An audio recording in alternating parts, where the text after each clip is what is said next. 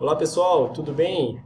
Aqui é o Lucas Radic, eu sou físico médico do grupo RT-Com e eu queria hoje compartilhar com vocês nessa aula a respeito do acidente que ocorreu na Nova Zelândia e veio à mídia, né, o mês passado, aqui na notícia de 14 de agosto de 2017. Aqui está o site em que houve a divulgação desse evento. Mas a partir disso eu fui atrás do relatório oficial com a análise dos eventos, das ocorrências em relação a esse acidente. Eu queria compartilhar com vocês a condução dessa análise e as lições aprendidas para a gente melhorar as nossas rotinas, né? Então, em resumo, o acidente foi envolvendo um paciente com câncer de próstata, que foi diagnosticado em 1999. Em 2014, realizou radioterapia paliativa, devido a metástase óssea na coluna, né? E o tratamento foi realizado, na verdade, a grande falha foi que foi realizado sem filtro em 2 dos 4 campos planejados, ok? E o paciente, então, recebeu 93 Gray no ponto de dose máxima, né?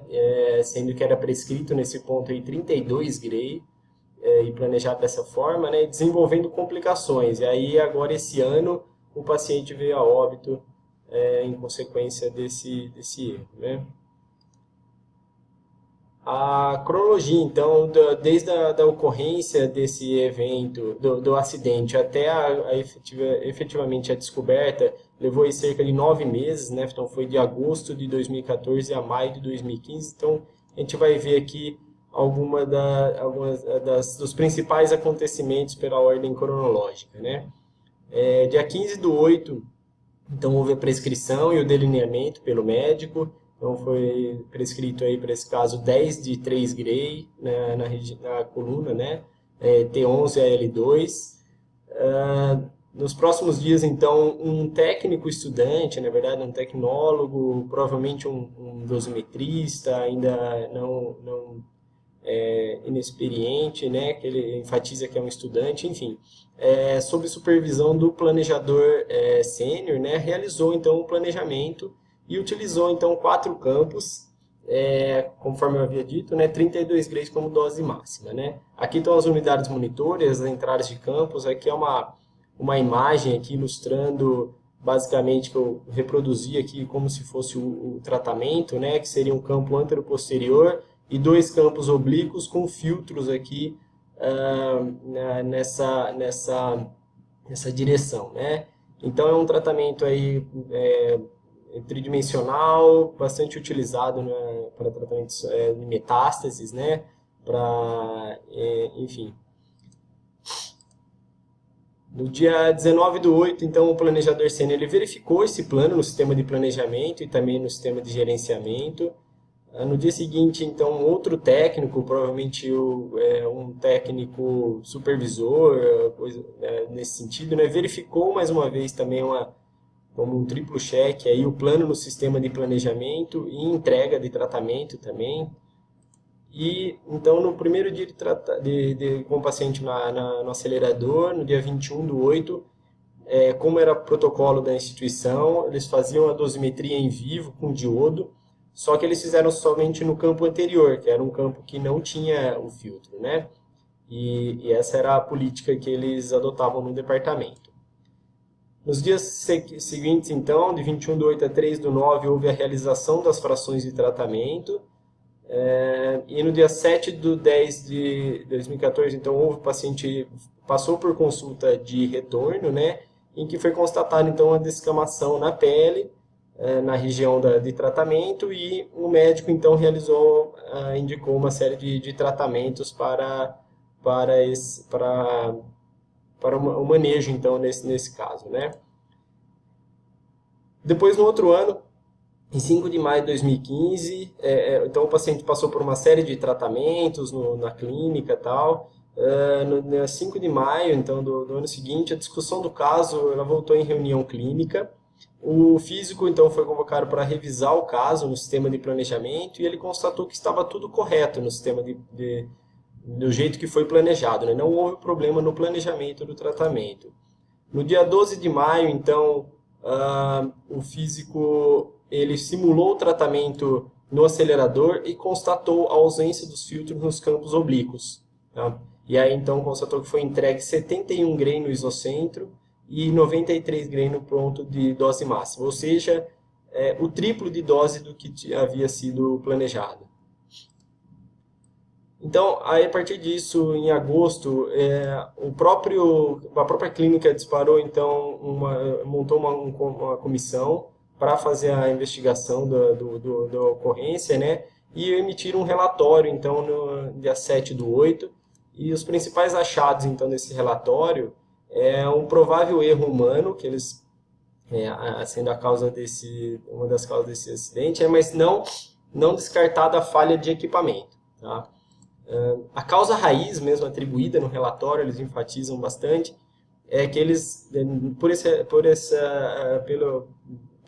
investigação interna, eles identificaram que havia um ambiente de trabalho estressante, tá? Com níveis anormais de horas extras e planejadores sênior inconsistentes nesses períodos. Então, tinha carga de trabalho inadequada, não tinha um clima de trabalho adequado também para promover um planejamento seguro e com qualidade. E foram feitas recomendações, então, né? Sendo a primeira delas a aquisição de um programa eletrônico de segunda verificação e a dosimetria em vivo com o EPID. Tá? Na Nova Zelândia existe uma entidade real lá, né? Que é o HDC, né? Que eles chamam de... como se fosse, eles enviam um perito, né, um comissário aí de saúde e doença, né, e aí então em outubro de 2016 foi enviada essa médica, né, que é uma especialista, para fazer a investigação externa sobre as condições do departamento e como que ocorreu o acidente. Então no relatório dela, ela destaca então que outros planos em datas próximas foram verificados e todos foram normalmente entregues. Então, planos com filtros foram revisados nessa época, né, no sistema de planejamento e gerenciamento e a princípio todos estavam corretos, carregaram um filtro na máquina. Foi realizada a consulta de revisão durante o tratamento normalmente, como é a boa prática, né? E não houve queixas então informadas, lembrando que as reações nesses casos demora um pouco, né, de 3 a 4 semanas para aparecer mesmo, então provavelmente não houve uma falha na identificação durante a revisão, durante o tratamento.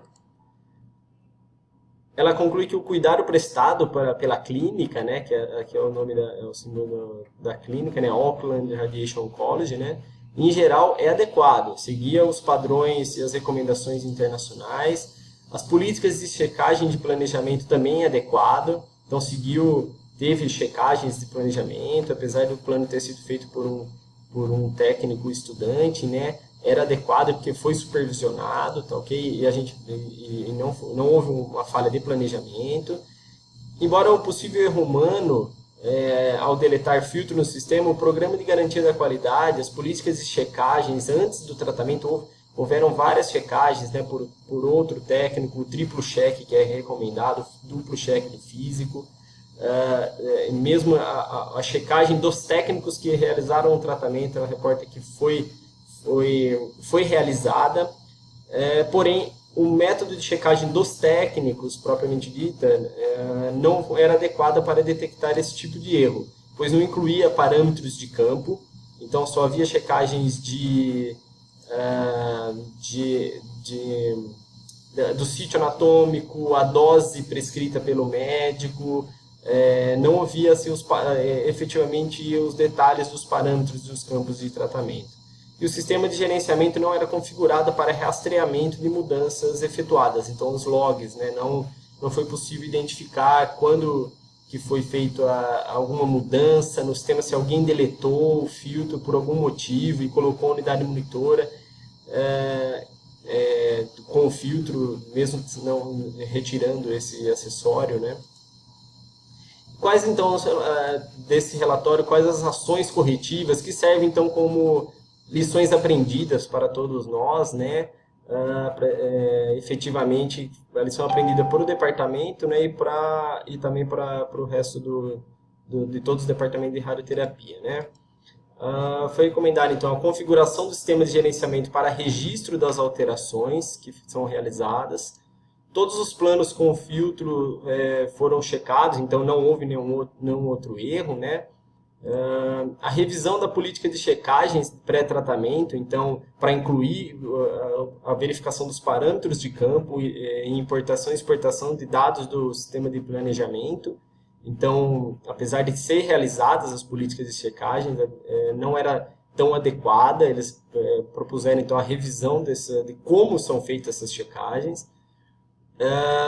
O paciente e o órgão regulador foram informados sobre o erro, então uma outra conduta adequada por eles, né, que todas as comunicações após o evento foram realizadas, né.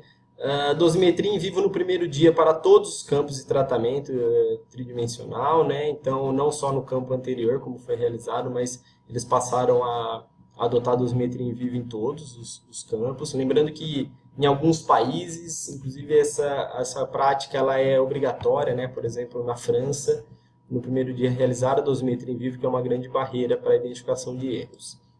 A aquisição de software de segunda verificação da unidade monitora, então eles adquiriram depois esse software, né?